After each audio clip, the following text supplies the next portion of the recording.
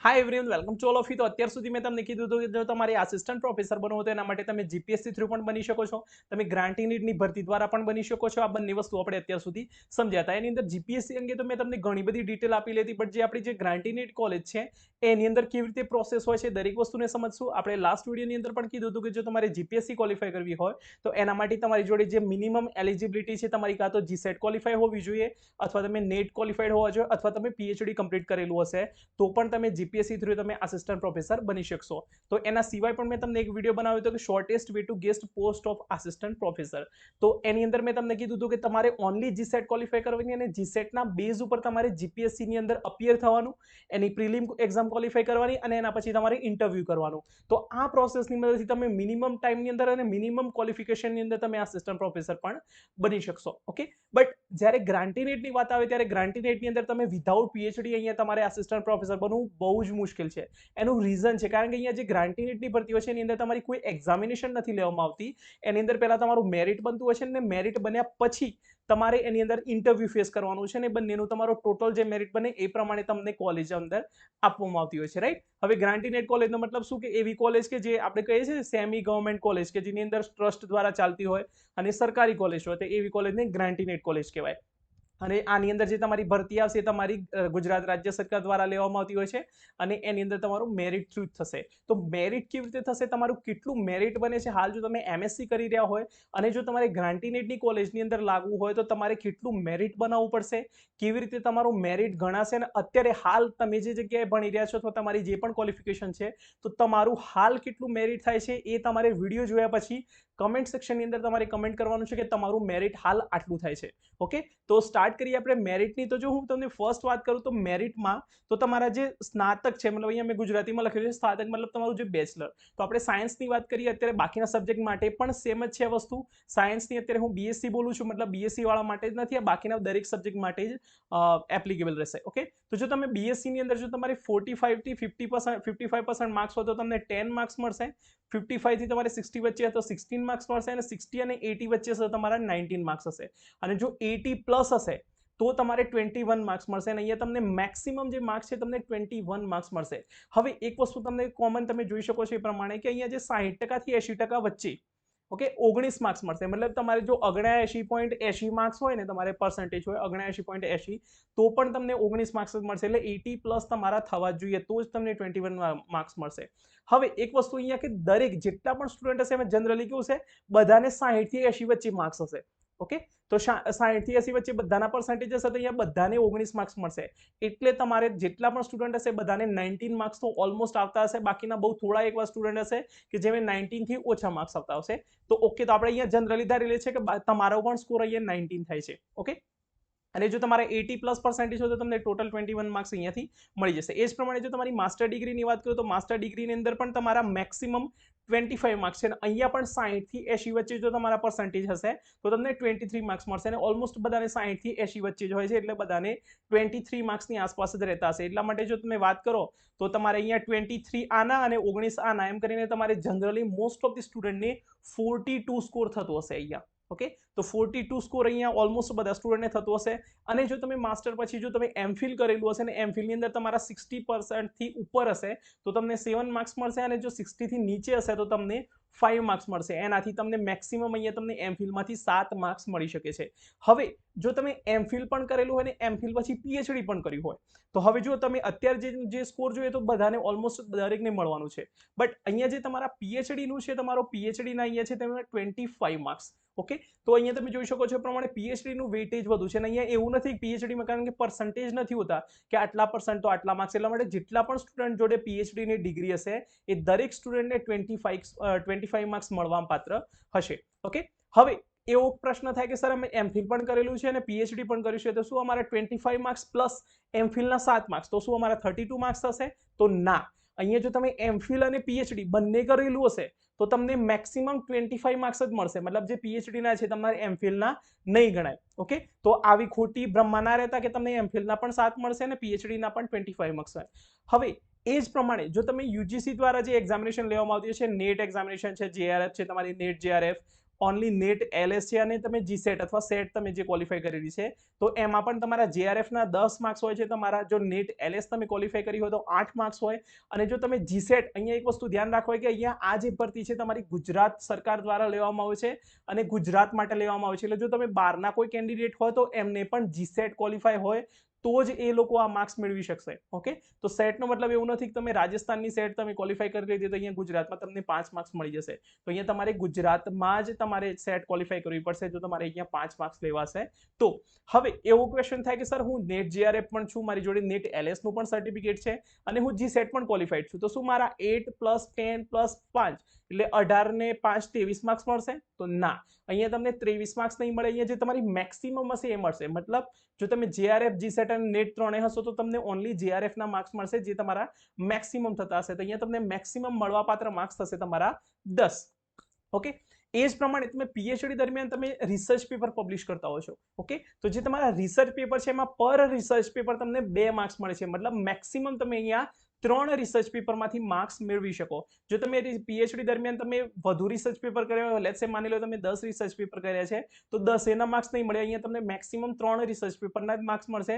અને એમાં પણ કન્ડિશન એવી છે કે જે તમારું રિસર્ચ પેપર છે તમારી યુજીસી કેર લિસ્ટ, મતલબ જે યુજીસીની જે વેબસાઇટ છે એની અંદર જે તમારી જર્નલ્સ આપી હોય એની અંદર તમારું પબ્લિશ હોવું જોઈએ, અથવા વેબ ઓફ સાયન્સની અંદર તમારું પબ્લિશ થયેલું હોવું જોઈએ, અથવા તમારી સ્કોપસની અંદર પણ આ જર્નલ હોવી જોઈએ, અને દરેક જે જર્નલની અંદર જે તમે પબ્લિશ કરેલું છે એ તમારી પિયર રિવ્યુડ જર્નલ હોવી જોઈએ. ઓકે, તો પિયર રિવ્યુડ જર્નલ હશે તો અને તો જ તમને અહીંયા તમને એ રિસર્ચ પેપરના 2 માર્ક્સ મળશે. ધેટ મીન અહીંયા તમારા 6 માર્ક્સ મેક્સિમમ તમને અહીંયા મળી શકે છે. અને જનરલી જેટલા પણ સ્ટુડન્ટ પીએચડી કરતા હોય છે એટલીસ્ટ 3 રિસર્ચ પેપર તો એ લોકો પબ્લિશ કરતા જ હોય છે, તો અહીંયા બધાને પણ ઓલમોસ્ટ સેમ જ માર્ક્સ મળતા હશે. ઓકે, નાઉ વાત કરીએ તમારા એક્સપિરિયન્સની, તો અહીંયા જે વાત કરીએ તો અહીંયા ટીચિંગ એક્સપિરિયન્સ છે તમારો, તો અહીંયા તમારા 10 માર્ક્સ છે મેક્સિમમ. તો 1 વર્ષના તમારા 2 માર્ક્સ ગણાય અને મેક્સિમમ તમે 5 વર્ષના અનુભવના માર્ક્સ મેળવી શકો. જો તમે એમએસસી પછી અથવા પીએચડી પછી જ્યારે પણ તમે એલિજિબલ થયા છો, ઓકે, માની લો કે તમે જીસેટ ક્વોલિફાય કરીને પછી તમે 5 વર્ષ સુધીનો અનુભવ મેળવ્યો, તમે ટીચિંગ એક્સપિરિયન્સ, એ પણ પાછી સરકારી અથવા બિન સરકારી કોઈ પણ કોલેજની અંદર અધ્યાપક સહાયક તરીકે. એવું ના થાય પછી તમે લેબ આસિસ્ટન્ટ તરીકે 5 વર્ષ જોબ કરી અને પછી તમે એનો અનુભવ લઈ લો કે મારો આ કોલેજની અંદર અનુભવ છે, તો ના, એ અનુભવ તમારો કામ નહીં આવે. જે જગ્યાએ તમારા ઓફર લેટરની અંદર આસિસ્ટન્ટ પ્રોફેસર વર્ડ મેન્શન કરેલો હશે એવા જ અનુભવ તમારે ત્યાં ગણવામાં આવશે, અને 1 વર્ષના તમારા 2 માર્ક્સ અને મેક્સિમમ તમને 5 વર્ષનો અનુભવ તમારો એ લોકો ગણશે. પછી તમે 25 વર્ષનો અનુભવ હોય તો પણ એ લોકો તમારો નહીં ગણે, ઓનલી 5 વર્ષનો જ અનુભવ ગણાશે. ધેટ મીન તમને મેક્સિમમ અહીંયા તમને 10 માર્ક્સ મળી શકે છે. અને લાસ્ટ છે તમારું એવોર્ડ્સનું, તો જો તમને કોઈ ઇન્ટરનેશનલ અથવા નેશનલ એવોર્ડ કોઈ પણ રાજ્ય સરકાર દ્વારા અથવા તમને ભારત સરકાર દ્વારા કોઈ પણ એવોર્ડ મળ્યો હોય, લાઈક પદ્મ વિભૂષણ છે અથવા પદ્મશ્રી છે, એવા જે પણ સરકારના જે પણ જુદા જુદા એવોર્ડ્સ આવતા હોય તો એવા જો કોઈ તમને એવોર્ડ મળ્યો હોય તો એના મેક્સિમમ તમને 3 માર્ક્સ મળશે જો ભારત સરકાર દ્વારા મળ્યો હોય, અને જો તમને રાજ્ય સરકાર દ્વારા મળ્યો હશે તો તમને એના 2 માર્ક્સ અહીંયા મળવા માત્ર હશે. ઓકે, બટ જનરલી એવા કોઈ પદ્મ વિભૂષણ કે પદ્મશ્રી એવા તો કોઈ વ્યક્તિ હોતા નથી કે જે ગ્રાન્ટેડની અંદર એપ્લાય કરતા હોય, રાઈટ? તો આ માર્ક્સ તો ઓલમોસ્ટ કોઈને નથી હોતા. ઓકે, હવે વાત કરીએ કે દરેક જનરલી જેટલા પણ સ્ટુડન્ટ જે એપ્લાય કરતા હશે એમનું મેરિટ કેટલું બનતું હશે. તો જો હું તમને ફરીથી એકવાર અહીંયા ધ્યાનથી અહીંયા લખાવું તો અહીંયા જુઓ, દરેકને અહીંયા તમારા 19 માર્ક્સ તો મળતા જ હોય છે. ઓકે, 19 માર્ક્સ ઓલમોસ્ટ દરેક સ્ટુડન્ટને હશે, એટલે આપણે મેરિટ જોઈએ કે કેટલું મેરિટ હોય તો તમારી પોસિબિલિટી વધી જાય આસિસ્ટન્ટ પ્રોફેસર બનવાની. પછી જો માસ્ટરની અંદર દરેકને 60 થી 80% વચ્ચે ગમે ત્યાં હોય છે, તો અહીંયા દરેકને અહીંયા તમારા 23 માર્ક્સ તો અહીંયા ઓલમોસ્ટ દરેકને મળતા હોય છે. ધેટ મીન અહીંયા તમારા બીએસસી અને એમએસસીના અથવા બેચલર અને માસ્ટરના થઈને તમારા 42 માર્ક્સ થાય છે. ઓકે, પછી એમાંથી ઘણા સ્ટુડન્ટ એવા હશે જે લોકો પીએચડી કરેલી હશે. ઓકે, અને જનરલી તમે ગુજરાતમાં જોશો તમને એમએસસી પીએચડી મળી જશે, તમને એમએસસી જીસેટ મળી જશે, જીસેટ પીએચડી મળી જશે, but net PhD JRF PhD એવા બહુ ઓછા મળશે. તો એનો તમને એડવાન્ટેજ શું થાય છે, હું તમને દરેક વાર કહું છું કે તમારે જેઆરએફ કરવાની છે, નેટ કરવાની, જીસેટ કરવાની, તો એના પાછળનું રીઝન શું છે એ પણ હું તમને આ વિડીયોની અંદર એક્સપ્લેન કરી દઈશ. ઓકે, તો અહીંયા જો તમને દરેકને અહીંયા તમારા 42 માર્ક્સ તો અહીંયા દરેકને મળી રહેશે. એ પ્રમાણે જો તમે પીએચડી કરેલું હશે તો પીએચડીના તમને 25 માર્ક્સ બીજા મળશે, પ્લસ તમે 3 રિસર્ચ પેપર તો એટલીસ્ટ પબ્લિશ કર્યા હશે તો તમને 6 માર્ક્સ તમને ત્યાંથી મળી શકે છે. હવે માની લઈએ છીએ કે તમને 5 વર્ષનો એઝ અ આસિસ્ટન્ટ પ્રોફેસરનો તમને અનુભવ છે, તો એના પર તમને મેક્સિમમ અહીંયા તમને 10 માર્ક્સ મળતા હશે. ઓકે, બટ જનરલી કેવું હોય, પીએચડી પછી બધાના 5 વર્ષનો અનુભવ નથી હોતો. બહુ સિનિયર કોઈ વ્યક્તિ હોય તો એનો જ તમારો 5 વર્ષનો અનુભવ હોય, બાકી બધા 1 વર્ષ 2 વર્ષ 3 વર્ષના એવા અનુભવવાળા વ્યક્તિઓ તમને મળતા હોય છે. તો અહીંયા જો તમને ટોટલ કરો તો કેટલા થશે? 5 ને 2 7 ને 6 13, 13 નો તગડો વિદ્યા 1, 4 ને 1 5, 5 ને 2 7, 7 ને 1 8. અહીંયા તમારું મેક્સિમમ 83 મેરિટ જો તમે ગણશો without GSET, without NET, without JRF. Okay, તો અહીંયા મેક્સિમમ તમારું 83 મેરિટ તો તમારું બની શકે છે. જો તમે કોઈ પણ તમે મતલબ જસ્ટ ખાલી એમએસસી કરી, પીએચડી કરી લીધું, પછી ખાલી અનુભવ મેળવ્યા કરે અને એના પરથી તમારું 83 મેરિટ બની શકે છે. બટ આ દરેક વ્યક્તિનું બની શકે છે. જે લોકોએ પીએચડી કરી હોય, જે લોકોએ રિસર્ચ પબ્લિકેશન આપ્યા હોય અને જે લોકોનો અનુભવ હોય, આ દરેક વ્યક્તિનું 83 તો મેરિટ બની જ જાય. તો આવા તો ગુજરાતમાં કેટલા વ્યક્તિઓ છે કે જે લોકોએ પીએચડી પણ કરેલી હશે, જે લોકોએ રિસર્ચ પેપર પણ પબ્લિશ કર્યા છે, જે લોકોનો અનુભવ પણ હશે. જો અનુભવ દરેક વ્યક્તિને મળી જાય, આમાં કઈ મોટી વાત નથી. અને ભરતી ના આવે ત્યાં સુધી જોબ જ કરતા હોય તો એ અનુભવ તો ગણાવવાનું જ છે, રાઈટ? તો મેરિટ તો દરેકનું 83 બનતું હોય છે. ઓકે, હવે માની લો કે તમે તમારે કોઈ અનુભવ નથી, તો તમારે અનુભવ નહીં હોય તો તમારે 73 મેરિટ બનતું હશે, રાઈટ? બટ તમે જો જેઆરએફ ક્વોલિફાઈડ હોય, લેટ્સ સે વાત કરો તમે માની લો કે તમે જીસેટ ક્વોલિફાઈડ છો. ઓકે, માની લો તમે જીસેટ ક્વોલિફાઈડ છો, તો એવા કેસમાં શું થશે? 83 પ્લસ 5 કેટલા થઈ ગયા? 88 મેરિટ થઈ ગયું આઉટ ઓફ 100. ઓકે, હવે 88 થઈ ગયું એટલે મતલબ તમારી જનરલ કેન્ડિડેટ હોય ને તો પણ તમારી 99.99% પોસિબિલિટી વધી જાય કે તમે અંદર ત્યાં આવી જાઓ જોબની અંદર. ઓકે, હવે સપોઝ માની લો તમે નેટ એલએસ છો, નેટ એલએસના 8 માર્ક્સ, મતલબ તમારું મેરિટ થઈ ગયું 91. 91માં હું તમને ગેરંટીથી આપું છું કે કોઈ તમને ના રોકી શકે જોબમાંથી. જનરલ કેન્ડિડેટ હોય તો પણ ના રોકી શકે 91 મેરિટની અંદર. અને લેટ્સ સે માની લો તમે જેઆરએફ છો, તમે જેઆરએફ પણ ક્વોલિફાઈડ છો, તો માની લો તમારે 10 માર્ક્સ એના છે, તો અહીંયા તમારું 93 મેરિટ તમારું અહીંયા બની જશે આઉટ ઓફ 100.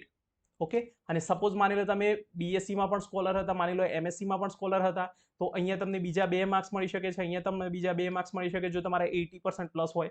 અને આની અંદર તમારા 4 માર્ક્સ વધી જાય, ટોટલ તમારું મેરિટ થઈ જશે 97. તો વિચારો, જેઆરએફ કરશો તો તમને 10 માર્ક્સ મળશે, અને દરેક પાસે નથી હોતા જેઆરએફના 10 માર્ક્સ. દરેકને અનુભવ મળી જશે, દરેક વ્યક્તિ રિસર્ચ પેપર પબ્લિશ કરી લેશે, કારણ કે એની અંદર કોઈ મોટી વાત નથી. બટ જે વસ્તુ છે તમારી જેઆરએફ છે, જીસેટ છે, નેટ છે, આ 100માંથી એક સ્ટુડન્ટને મળતી હોય છે. આ જે મેરિટની અંદર 100માંથી દરેક સ્ટુડન્ટ જોડે નથી હોતું. ઓકે, તો જો તમે જેઆરએફ અથવા જીસેટ અથવા નેટ ક્વોલિફાઈડ હશો, તમારી માટે આસિસ્ટન્ટ પ્રોફેસર બનવાના દરવાજા પૂરેપૂરા ખુલી જશે. બટ જો તમે જીસેટ, નેટ અથવા જેઆરએફ નહીં હો તો તમારી માટે આસિસ્ટન્ટ પ્રોફેસર બનવું બહુ જ મુશ્કેલ બની જશે. કારણ કે અનુભવના માર્ક્સ, જેઆરએફ વાળો વ્યક્તિ પણ અનુભવના માર્ક્સ મેળવી લેશે. આજે નહીં તો કાલે એ મેરિટમાં આવી જ જશે. બટ તમે જેઆરએફ આજે નહીં તો કાલે નહીં કરી શકો. તો જો તમે મહેનત કરશો તો જેઆરએફ થશે, અને જેઆરએફ થશે તો 10 માર્ક્સ મળશે. જેઆરએફને એઝ અ ફેલોશિપ માટે ના લો તમે, બટ એઝ અ મેરિટ માટે પણ તમે લઈ શકો છો. જો તમે નેટ એલએસ થશો તો પણ તમારા 8 માર્ક્સ વધી જશે. ઓકે, અને 8 માર્ક્સની અંદર છે ને સીધા 1,000 કેન્ડિડેટ તમે આગળ જતા રહેશો. માની લો તમારો 900મો રેન્ક હોય તો તમે સીધા જતા રહો 9મા રેન્ક ઉપર, 10 માર્ક્સ વધી જાય તો સીધા, રાઈટ? તો એ પ્રમાણે તમારે મહેનત કરવાની છે અને ટ્રાય કરો કે તમારું મેરિટ 90 પ્લસ બને. 90 પ્લસ નહીં તો એટલીસ્ટ 85 પ્લસ બનવું જોઈએ. જો તમે જનરલ કેન્ડિડેટ હો તો તમારે એટલીસ્ટ 85 ઉપર તો તમારું મેરિટ બનવું જોઈએ. જો તમે ગર્લ કેન્ડિડેટ હો તો તમારું મેરિટ 80 અરાઉન્ડ તમારું હોવું જોઈએ. જનરલ કેન્ડિડેટમાં હશે ગર્લ તો પણ. ઓકે, કારણ કે છોકરીઓની અલગ સીટો હોય છે, છોકરાઓની પણ અલગ સીટો હોય છે. તો ગર્લ્સ માટે જો 80 મેરિટ થતું હશે જે છોકરીઓનું, તો એવી છોકરીઓને 80 માર્ક્સની અંદર 80 જે મેરિટ બનશે એની અંદર પણ તમારી પોસિબિલિટી વધી જશે. અને હવે વાત કરું હું તમને ઇન્ટરવ્યુની, તો જો આ જે મેરિટ બન્યું એના ઉપરથી તમને ઇન્ટરવ્યુ કોલ આવે કે કઈ કોલેજમાં. હવે વાત કરું, જો મેં જે હમણાં ભર્યું હતું 2020ની જે ગ્રાન્ટીનેટની ભરતી હતી એની અંદર જે મેં ફોર્મ ભર્યું હતું, તો એની અંદર મોક રાઉન્ડ થયા. તો મોક રાઉન્ડની અંદર શું હોય, તમારા મેરિટ ઉપરથી તમને કોલેજ સિલેક્ટ કરવાની, અને જે કોલેજની અંદર તમે સિલેક્ટ કરો એની અંદર જો તમે મેરિટમાં આવતા હશો તો તમને ઇન્ટરવ્યુ કોલ આવશે. જો મેરિટમાં નહીં આવતા હોય તો ઇન્ટરવ્યુ કોલ તમને નહીં આવે. ઓકે, તો વાત કરીએ તો જો તમને મેરિટની વાત કરું તો મેરિટ તમારું જો 80 અબવ થતું હોય, જનરલી જો 80 અબવ થતું હોય તો તમારી પોસિબિલિટી વધી જાય તમારી ત્યાં ગ્રાન્ટીનેટની ભરતીમાં. અને જો તમારું 90 અબવ હોય તો 100% તમે લાગી જાઓ. ઓકે, અને વાત કરીએ આપણે ઇન્ટરવ્યૂની, તો ઇન્ટરવ્યૂ કેટલા માર્ક્સનું હોય? તો હવે તમને એમ થાય કે ઇન્ટરવ્યૂની અંદર તો આપણે જો ઓછા માર્ક્સ આવે તો જોબ ના મળે. તો અહીંયા તમને વાત કરું તો ઇન્ટરવ્યૂ હોય છે 5 માર્ક્સનું. ઓકે, તો 5 માર્ક્સનું તમારું ઇન્ટરવ્યૂ હોય ને એની અંદર જે તમારી ઇન્ટરવ્યૂ કમિટી હોય એની અંદર જુદા જુદા એક્સપર્ટ્સ બેઠેલા હોય અથવા જે તમારા ટ્રસ્ટી હોય, તમારા એ ટ્રસ્ટીઓ બેઠેલા હોય ને એ તમને 5માંથી માર્ક્સ આપે ને એમના બધાના માર્ક્સ તમારી એવરેજ થાય ને એવરેજ થઈને તમને જે માર્ક્સ મળે એમ કરીને તમારું આ મેરિટ અને આ મેરિટ એમ કરીને બંનેનું તમારું ટોટલ મેરિટ બનશે અને ફાઇનલ મેરિટ બનશે ને એમાંથી તમને જે પણ કોલેજની અંદર તમે સિલેક્ટ કરી હોય, જસ્ટ લાઈક તમે બીએસસી એમએસસીની અંદર જે ચોઇસ ફિલિંગ કરતા હતા ને એ જ પ્રમાણે જે તમે કોલેજની પ્રાયોરિટી આપી એ કોલેજમાં તમારું મેરિટ થઈ જશે, તમને ત્યાં જોબ મળી જશે. તો આ પ્રમાણે સંપૂર્ણ તમારી ગ્રાન્ટીનેટની પ્રોસેસ થતી હોય છે. તો હવે તમારે ડિસાઇડ કરવાનું છે કે કઈ જગ્યાએ તમે માર્ક્સ મેળવી શકો છો અને ક્યાંથી મેળવી શકો છો. અને જો તમે હાલ તમારું મેરિટ ગણી શકો છો અને જો તમે મેરિટને તમારે હવે અંદાજો આવી ગયો હશે કે મેરિટ તમારે કેવી રીતે કરવાનું, તો તમારું કેટલું મેરિટ થાય છે તમે કમેન્ટ સેક્શનની અંદર કમેન્ટ કરો અને ટ્રાય કરો કે તમે મેક્સિમમ મેરિટ મેળવી શકો કે જેથી તમે ઇઝીલી તમે આસિસ્ટન્ટ પ્રોફેસરની જોબ મેળવી શકો. ઓકે, તો આના સિવાય જો કોઈ પણ તમને ક્વેરી હોય, કોઈ પણ ડાઉટ હોય તો તમે કમેન્ટ સેક્શનની અંદર કમેન્ટ કરી શકો છો. એનો આન્સર હું તમને નેક્સ્ટ વિડીયોની અંદર આપી દઈશ. Thank you for the watching.